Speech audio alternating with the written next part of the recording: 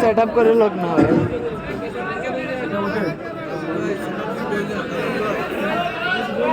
السلام عليكم ورحمة الله وبركاته. السلام عليكم ورحمة الله وبركاته. إن الحمد لله الأكرم الذي خلق الإنسان وكرمه وعلمه من البيان ما لم يعلم، فسبحان الذي لا يحصى امتنانه باللسان ولا بالقلم. نشهد أن لا إله إلا الله وحده لا شريك له، ونشهد أن سيدنا وحبيبنا ومولانا محمدا عبده ورسوله الذي أرسله بالحق بشيرا ونذيرا وداعيا إلى الله بإذنه وسراجا وقمرا منيرا. فقد قال الله تعالى في كلامه المجيد وفرقانه الحميد: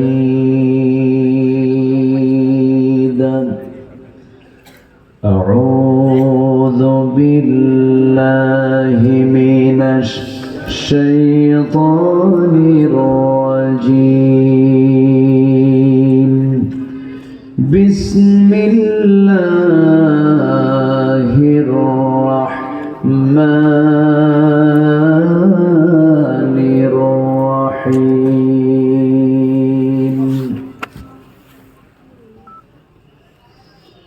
شرع لكم من الدين ما وصى به نوحا والذي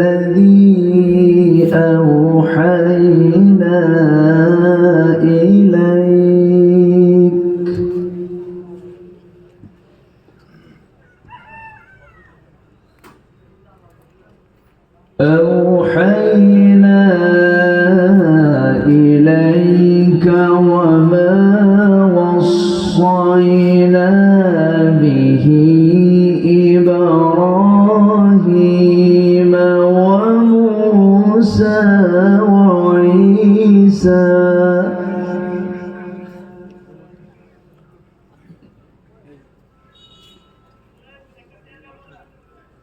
وموسى وعيسى أن أقيموا الدين ولا تتفرقوا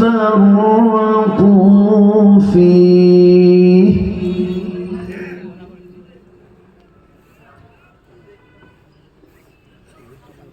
كبر على المشركين ما تدعوهم إليه.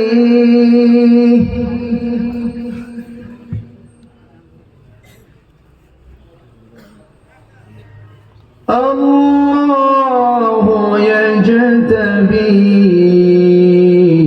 إليه من يشاء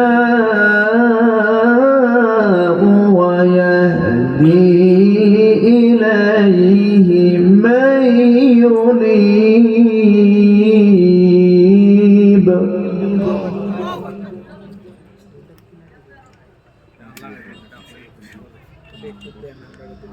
الله أكبر.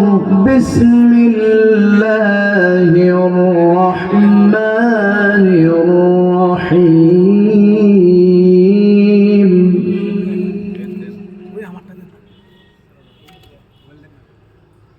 إن الله وملائكته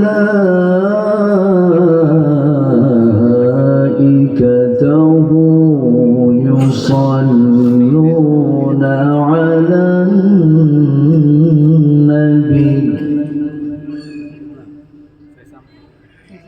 يا أيها الذين آمنوا صلوا عليه وسلموا تسليما اللهم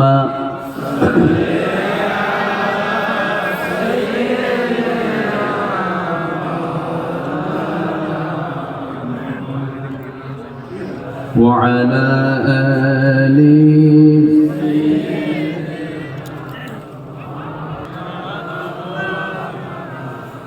সবাই বলুন বালাগাল উলা বিকামালিহি কাশাফাত তুজা বিজামালিহি حسنت جميع خصاله صلوا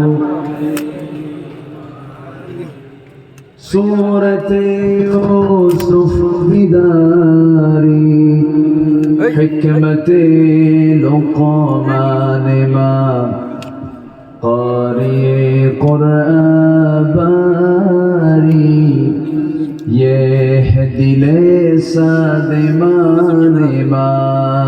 بلغ العلا كشف التجى بجماله حسنت جميع خصاله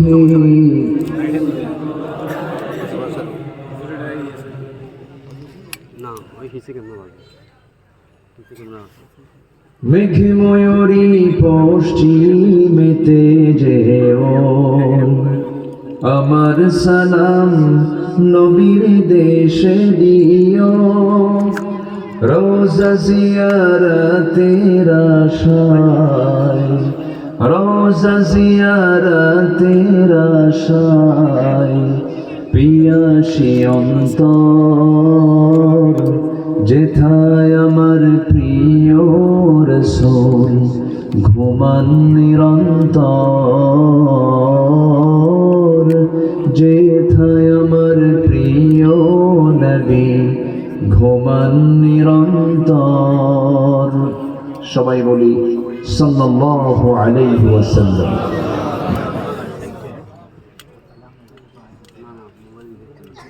কুমিল্লা জেলার 14 গ্রাম উপজেলার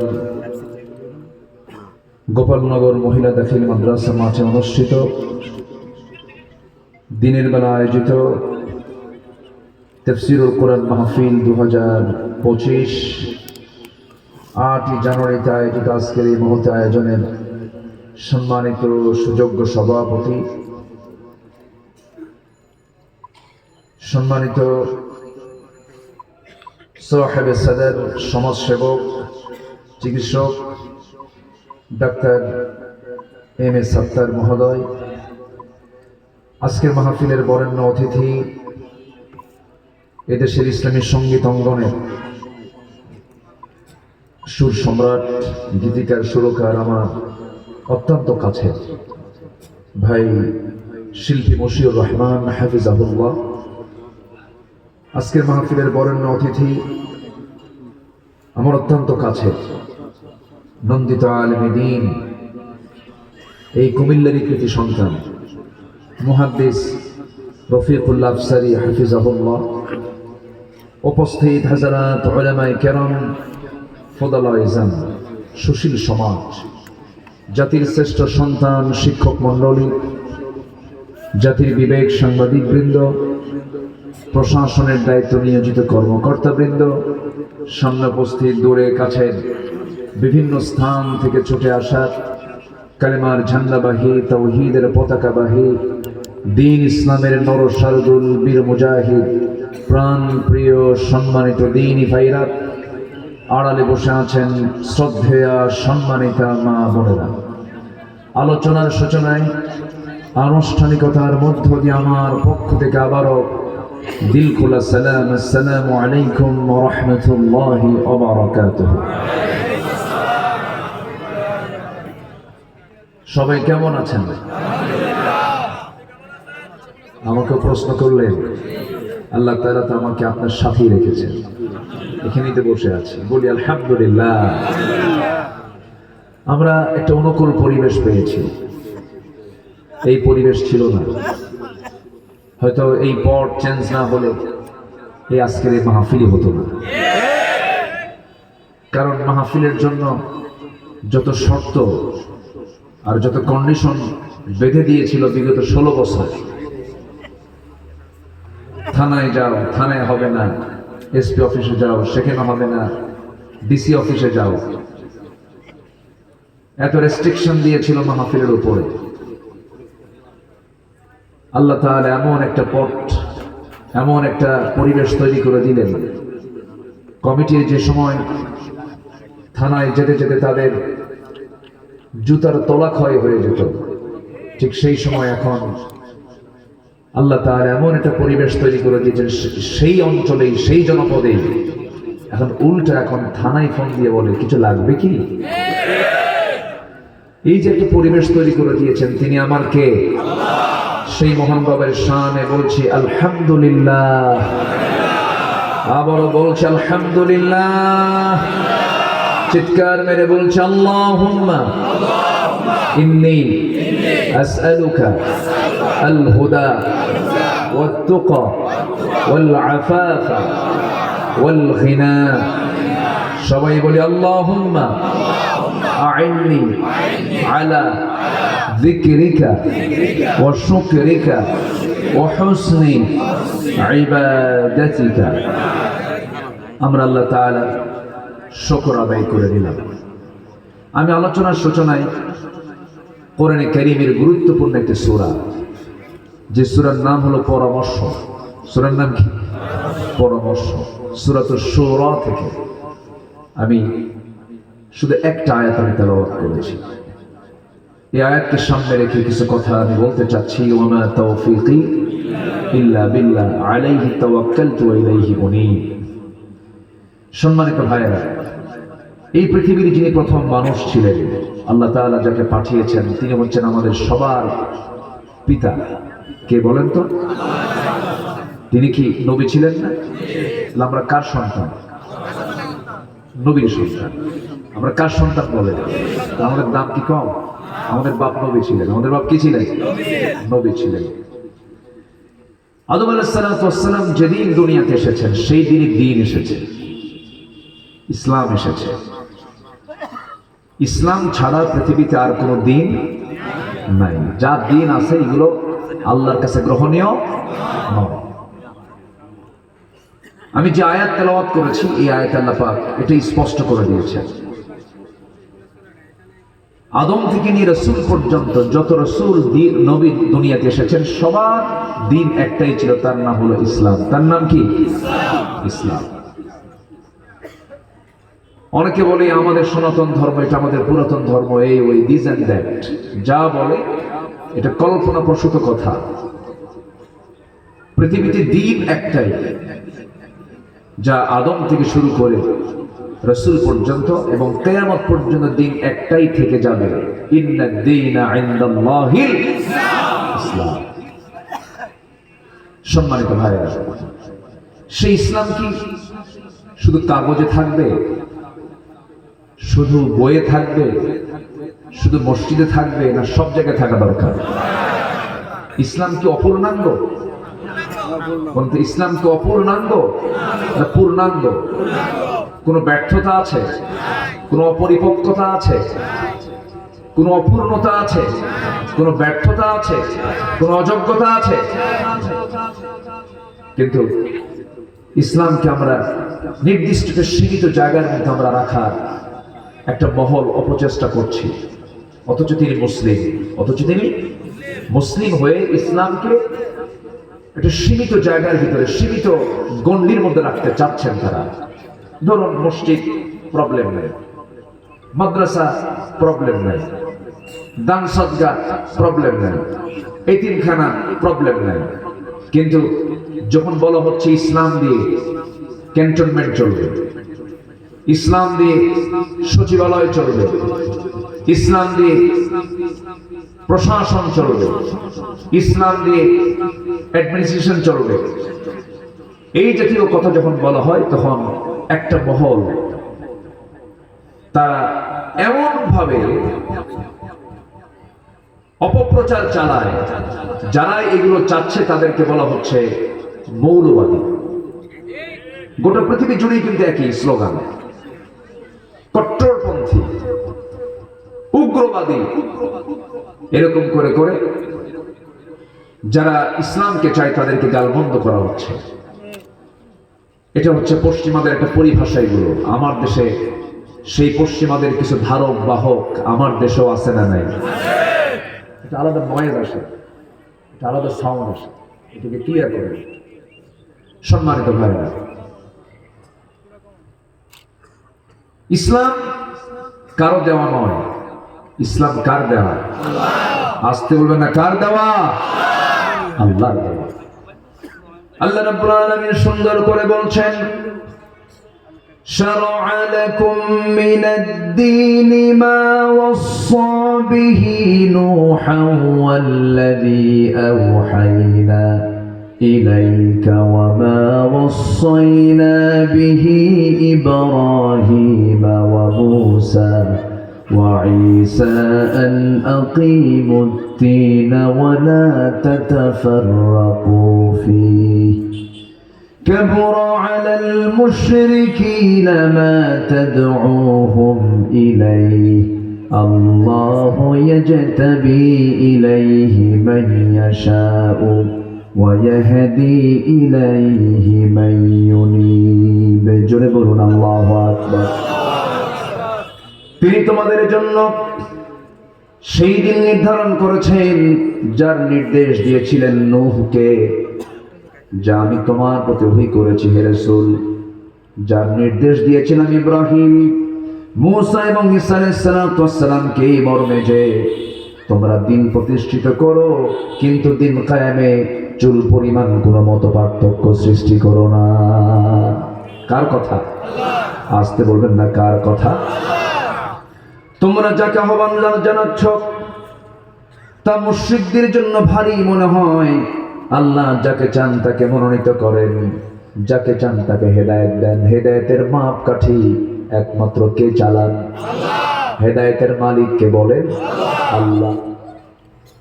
আমার বন্ধুগণ, আল্লাহ রাব্বুল আলামিন নামাজ কায়েমের কথা বলেছেন, যাকাতের কথা বলেছেন, বহু জায়গায় বলেছেন, কিন্তু ওয়ালা তাফাররাকু বলেন নাই।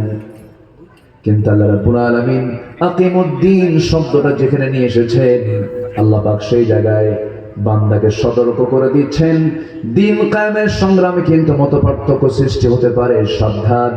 ওয়ালা তাতাফাররাকু ফি, দিন কায়েমের সংগ্রামে যেন মতপার্থক্য সৃষ্টি না হয়, সাবধান করে দিচ্ছেন তিনি আমার কে? আল্লাহ পাক। সম্মানিত ভাইয়েরা, যারা রাসূলকে শুধু নামাজে মানবেন, রাসূলকে শুধু রোজায় মানবেন, রাসূলকে শুধু দান সদকায় মানবেন, সুরমা ব্যবহারে মানবেন, টুপি ব্যবহারে মানবেন, জুব্বা ব্যবহারে মানবেন, দাড়ি রাখতে মানবেন, আতর লাগাতে মানবেন, মিষ্টি খাওয়াতে মানবেন, কিন্তু রাসূল যে সফল রাষ্ট্রনায়ক ছিলেন, রাসূল যে বিচারক ছিলেন, রাসূল যে একজন যোদ্ধা ছিলেন, সেনাপতি ছিলেন, দেশ শাসন করেছেন, এগুলোতে যারা মানবেন না, উনি নবীজির উম্মত নন, উনি সুস্পষ্ট ভণ্ড প্রতারক। আমি কি ভুল বলছি? এই জায়গায় কিন্তু আমাদের একটা প্রবলেম আমার দেশে রয়ে আছে। একটা বিশাল গোষ্ঠী রাসূলকে তারা সব জায়গায় মানতে চায় না, যাদের কাছে ইসলাম নাই, যারা ইসলামকে প্রতিষ্ঠিত না করে সেকুলারকে চায়, সোশ্যালিজমকে চায়, এরপর ন্যাশনালিজমকে চায়, দুনিয়ার তৈরি করা পচা বস্তাগুলোকে তারা প্রতিষ্ঠা করতে চায়। এই পৃথিবীতে ইসলাম ছাড়াও হিউম্যান ল রয়েছে 70 থেকে 80টি, 70 থেকে 80টি, 70 থেকে 80টি মানব রচিত মতবাদ আছে। এই মতবাদগুলোকে কোন বান্দা আল্লাহর বান্দার পরিচয় দিয়ে এগুলোকে বিশ্বাস করতে পারে? আসতে বলবেন না, বিশ্বাস করতে পারে? বিশ্বাস করতে পারে না। বন্ধ করে ফেলে ফোন, খুব মুশকিল, তাই না? খালি বাজে। সম্মানিত ভাইরা, আমার দেশেও সেই পশ্চিমাদের তৈরি করা কিছু পচা বস্তা আমার দেশে বহন করার মতো কিছু পচা লোক আছে না নাই? আসতে বলবেন না, আছে না নাই? যারা পচা বস্তা নিয়ে এসে তারা কি ভালো মানুষ? তারাও পচা, তারাও কি? আবার আলমের 1 নম্বর পচা না কিন্তু, হ্যাঁ, কিছু লোকের নামই আছে পচা। সম্মানিত ভাইরা, একটু কান লাগাবেন, কথাগুলো একটু মনোযোগ দিয়ে শুনতে হবে। আমরা তো একটা পরিবর্তন পেয়েছি, শুধু কথা বলার সুযোগ তো পাচ্ছি। মদের আইন আছে না নাই বলেন? মদের ফ্যাক্টরি, সুদের কারবার, জেনারেল লাইসেন্স, কিছুই তো হয় না এখন, সবই তো পড়ে আছে এখন সবকিছু। কি আবু জেহেল শুধু এগুলোর বিরুদ্ধে কথা বলেন, সামনে বহু আবু জেহেল সামনে দাঁড়ায় যাবে। এখন আবু জেহেল আছে না নাই? এখন আবু জেহেল আছে, মাথায় রাখতে হবে বিষয়গুলো। আমার ভাইরা, ইসলাম আল্লাহ পাক কিয়ামত পর্যন্ত ব্যালেন্স করে দিয়েছেন। এটা এমন একটি দিনের নাম, এমন একটি বিধানের নাম, কিয়ামত পর্যন্ত এটাকে চেঞ্জ করার কোনো দরকার হবে না। জোরে বলি আল্লাহু আকবার, জোরে বলি আল্লাহু আকবার। যে কোরআন নিয়ে আমরা বসে আছি, এই কোরআন এমন কিছু তথ্য দিয়েছে, কিয়ামত পর্যন্ত বিজ্ঞান সায়েন্স এর কাছে ভিক্ষুকের মতো বসে থাকবে। কিয়ামত পর্যন্ত গবেষণা ফুরাবে না। প্রথম যে আয়াত আল্লাহ পাক নাযিল করেছেন জাবেলের নূরে, বলুন তো কোন আয়াত? হ্যাঁ, ইকরা, পড়ো। কার নামে? বলেন কার নামে? আল্লাহর নামে পড়ো।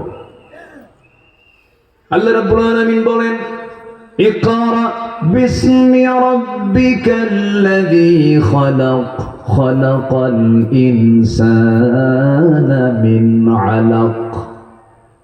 মানুষকে সৃষ্টি করেছেন ঝুলন্ত করে, জমাট রক্ত, জোকের মতো। যা কিসের মতো? জোকের মতো ঝুলন্ত। আলাক মানে ঝুলন্ত বলা যায়। দেখেন, প্রথম যে আয়াত আল্লাহ পাক 5টা নাযিল করেছেন সম্পূর্ণ এমব্রায়োলজির উপরে, ভ্রণ তথ্য নিয়ে আল্লাহ পাক নিজের পরিচয়টাকে ফাইন্ড আউট করেছেন। যেটা বলি আল্লাহু আকবার। কোরআনের প্রথম আয়াতগুলোই হলো সায়েন্সের আয়াত। কোরআন তো শুধু ধর্মের কিতাব নয়, কোরআন শুধু ধর্মীয় কিতাব হয়ে নাযিল হয়নি। রামায়ণ, মহাভারত, গীতা, অন্যান্য যে ধর্মগ্রন্থগুলো আছে এগুলোকে আপনি ধর্মগ্রন্থ বলতে পারেন, শুধু ধর্মগ্রন্থ। কোরআনকে শুধু ধর্মগ্রন্থ বললে ভুল হবে, এটা আইন এবং প্রশাসনের চলন্ত বিশ্বকোষ বলা যায়। সূরা ইয়াসিনের শুরুতেই হলো ইয়াসিন ওয়াল কুরআনিল হাকিম। কোরআন হলো বিজ্ঞানময় কিতাব। আল্লাহু আকবার বলেন। নবমণ্ডল নিয়ে কথা বলেছেন আল্লাহ পাক সূরা ইয়াসিনে, ভূমণ্ডল নিয়ে কথা বলেছেন, মেটেরোলজিক্যাল সায়েন্স নিয়ে, আবহাওয়া বিজ্ঞান নিয়ে কোরআন কথা বলেছে। আল্লাহু আকবার বলে। এই যে আকাশে মেঘ, এই মেঘ কে সৃষ্টি করেছেন? আসতে বলেন, কে সৃষ্টি করেছেন? আল্লাহ সৃষ্টি করেছেন। এই মেঘ নিয়ে রহস্য ছিল যুগের পর যুগ, শতাব্দীর পর শতাব্দী, ফায়সালা হয়নি। 19-20 শতকে এসে একটা ফায়সালা হলো। সেই ফায়সালা বিজ্ঞান রহস্যটা তারা উন্মোচন করেছে বটে, কিন্তু যে তথ্যগুলো দিয়েছে সব কোরআন থেকে ধার করে নেওয়া। একটু পরে আসতেছি। তো আমি যেটা বলতেছিলাম এমব্রায়োলজির উপরে, যেটা ভ্রণ তথ্য, এই ভ্রণ তথ্য নিয়ে পৃথিবীতে বহু গবেষণা হয়েছে। একজন বড় কানাডার একজন ভ্রণ তত্ত্ববিদ, বিশ্ববিখ্যাত ভ্রণ তত্ত্ববিদ ডক্টর কেইট মুর, তিনি এই ভ্রণ তথ্য নিয়ে অনেক গবেষণা করেছেন। কিন্তু তার কাছে যখন একটা আয়াত আসলো, খালাকাল ইনসানা মিন আলাক, মানুষকে সৃষ্টি করা হয়েছে রক্তের পিণ্ড থেকে, জমাট রক্তের পিণ্ড থেকে, যা জোকের মতো, যে ঝুলন্ত। এই আলাককে, এই শব্দটাকে, এটাকে কাদার পিণ্ড বলা যায়। এটাকে উনি রিসার্চে নিলেন, যেটা কেমন করে উনি জানতেন না এই বিষয়টা। তো ভ্রণটা চোখের মতো দেখা যায় কিনা উনি এটাকে গভীরভাবে গবেষণা করতে নিয়ে অণুবীক্ষণ যন্ত্র দিয়ে,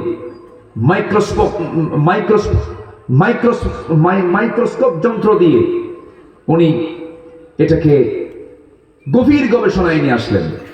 শেষ পর্যন্ত উনি বুঝলেন যে এটা দেখতে জোকের মতোই দেখা যায়, কোরআন কত আগে এই তথ্যটা বলে দিয়েছে।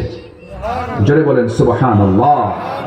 1982 সালের দিকে এসে দ্য ডেভেলপিং হিউম্যান নামে তিনি পুনরায় একটি বই তিনি বের করেন। সে বইয়ের মধ্যে তিনি রেকর্ড করতে বাধ্য হন, আমি তথ্য পেয়েছি কোরআনে কারীমের সূরা আলাক থেকে।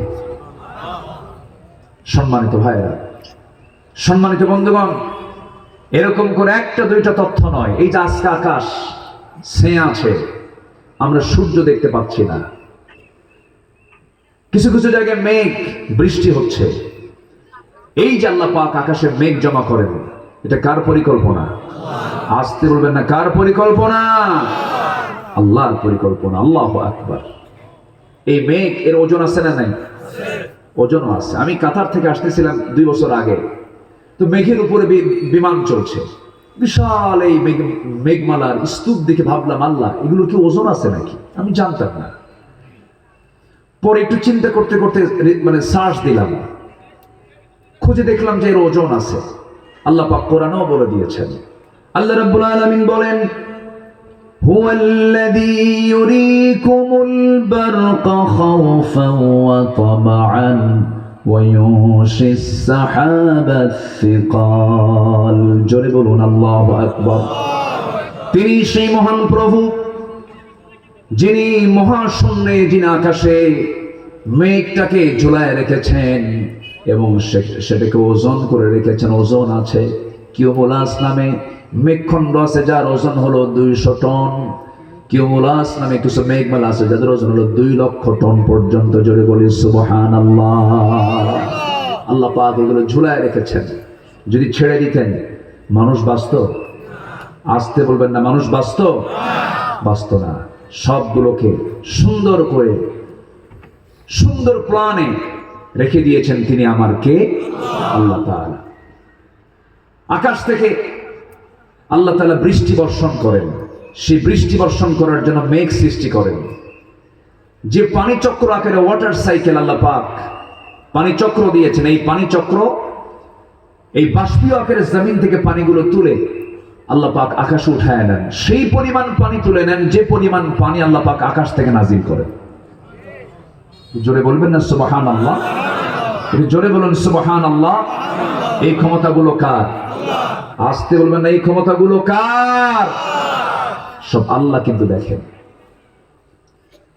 আল্লাহ রাব্বুল আলামিন আকাশ থেকে বিকাদারিন মাইন বিকাদার, সূরা রুমের সূরা যুখরুফের 11 নম্বর আয়াত, আল্লাহ রাব্বুল আলামিন পরিমাণ মতো পানি নাজিল করেন। যে পরিমাণ পানি আল্লাহ রাব্বুল আলামিন বাষ্পীয় আকারে উত্থিত করেন, বিজ্ঞান গবেষণা করে দেখেছে প্রতি বছর জমিন থেকে পানি উত্থিত হয় বাষ্পীয় আকারে 513 ট্রিলিয়ন টন পানি।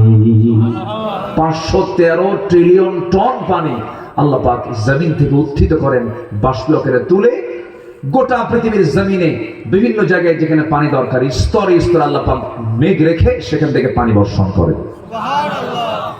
এই যে তথ্যগুলো কোরআন দিচ্ছে, বলেন তো পৃথিবীর কোন মানুষের পক্ষে 1500 বছর আগে এই সমস্ত তথ্য কি দেওয়া সম্ভব?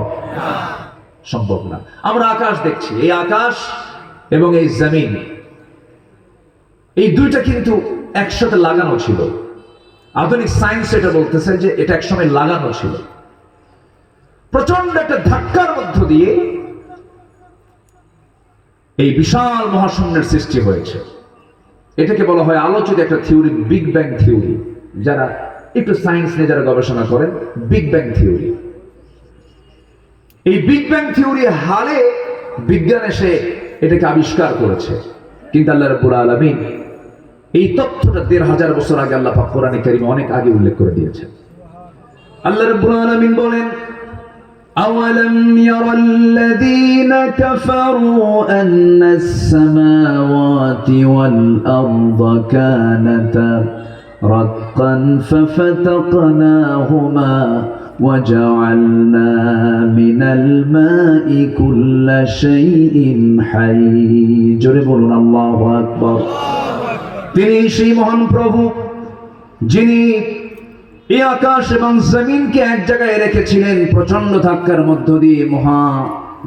মধ্য দিয়ে, বিশাল মহাশূন্যতা তিনি তৈরি করেছেন এবং প্রত্যেকটা প্রাণীর অস্তিত্ব টিকিয়ে রেখেছেন পানি থেকে। এই যে তথ্য দেওয়া হলো, বিজ্ঞানকে আবিষ্কার করলো না, বিজ্ঞান কোরআন থেকে ধার নিয়েছে। সম্মানিত ভাইরা, সেই মজবুত কিতাব, সেই পূর্ণাঙ্গ কিতাব কোরআন, আপনি কি চান এটা দিয়ে? সবই চলতে পারে, কিন্তু কোরআনকে আজকে আমরা রেখেছি শুধু কাগজের পাতায়, হাফেজের মাথায়, কিন্তু নাই শুধু সমাজের পাতায় পাতায়। কোরআন যদি আজকে সমাজের পাতায় পাতায় থাকতো, রাষ্ট্রের প্রত্যেকটি সেক্টরে যদি আজকে কোরআন থাকতো, 11 লক্ষ কোটি টাকা দেশ থেকে পাচার করার সাহস ওরা পেত না, ঠিক কিনা? কি করে নাই তারা? এই 16 বছর দেশের কোথাও ভালোভাবে তাফসীর মাহফিলগুলো করতে দেয়নি। ওরা জানে জাতি কোরআন জানলে আমাদেরকে ঝাঁটা পেটা করবে। সিলেটের আলিয়া মাদ্রাসার মাঠের যে প্রোগ্রাম 18 বছর যাবৎ বন্ধ, চট্টগ্রামের প্যারেড ময়দানের সেই মাহফিল 18 বছর যাবৎ বন্ধ, এবার শুরু হচ্ছে। আলহামদুলিল্লাহ বললেন না? আগামীকাল আমার সিলেটের সেই মাহফিলটা আছে, যাব ইনশাআল্লাহ। আগামী 27 তারিখ চট্টগ্রামের প্যারেড ময়দানের মাহফিলটা আমি একদিন নিয়েছি, শুরু হচ্ছে। সম্মানিত বন্ধুগণ, ফেরাউন পৃথিবীতে বেঁচে ছিল হলো 1600 বছর, আরে এরা ছিল হলো 16 বছর। সংখ্যার যে মিল হলো কেমনে বুঝলাম না। সংখ্যার একটা মিল আছে না নাই বলেন তো? চরিত্রেরও মিল আছে, চরিত্রে মিল আছে না নাই? ফেরাউন তার ক্ষমতাকে পাকাপোক্ত করার জন্য নিজের বউকে পর্যন্ত ছাড়ে নাই। জানেন না? জানেন না? সবাই তো জানেন। নিজের বউটাকে পর্যন্ত ছাড়ে নাই, সে তার বউকে পর্যন্ত হত্যা করেছিল। ইযাববিহুনা আবনাকুম ওয়া ইস্তাহয়ুনা নিসাকুম, অসংখ্য নবজাতককে সে হত্যা করেছিল। ছেলে সন্তানগুলোকে হত্যা করেছিল, মেয়ে সন্তানগুলোকে জীবিত রেখেছিল মুসার নেতৃত্বকে বন্ধ করার জন্য, কিন্তু পারে না। এই পৃথিবীতে হত্যা রাজনীতি প্রথম চালু করেছে ফেরাউন। ঠিক একই কায়দায় যারা এই পৃথিবীতে হত্যা রাজনীতি চালাতে চান, তারা সবগুলো ফেরাউনদের প্রেতাত্মা। একটা দুইটা আলেমকে শেষ করা হয়নি, আল্লামা সাইদির মতো মানুষকেও তারা ছাড়ে নাই। এই দেশের ইতিহাসে একজন কিংবদন্তি আলেম, মুজাদ্দিদ, এমন কোন ক্ষেত্র নেই যে ক্ষেত্রে তার অবদান নাই। প্রত্যেকটা জায়গায় তার বিচরণ আছে না নাই? আসতে বলবেন না, আছে না নাই? এই দেশের মানুষের জন্য তিনি যে অবদানটা রেখেছেন, সেই জগৎধন্য একজন আলেমে দ্বীন, তাকে কেমন করে পাশবিকভাবে 13টা বছর 4 শিখের দেওয়ালে বন্দি রেখে শেষ পর্যন্ত তাকে আবু হানিফার পথ ধরে, আবু হানিফার মতোই শেষ পর্যন্ত তাকে জেলখানা থেকে হসপিটালে চিকিৎসার নাম করে হিন্দুস্তানের প্রেসক্রিপশনে তাকে বিষ প্রয়োগে হত্যা করা হয়েছে। তাফসীর মাহফিলের এই প্ল্যাটফর্ম থেকে জানান দিতে চাই, এই মহান ব্যক্তির সঙ্গে যারা, এই মহান ব্যক্তির হত্যার সঙ্গে যারা জড়িত, অবিলম্বে তাদেরকে খুঁজে বের করে দৃষ্টান্তমূলক শাস্তি দেওয়া হোক।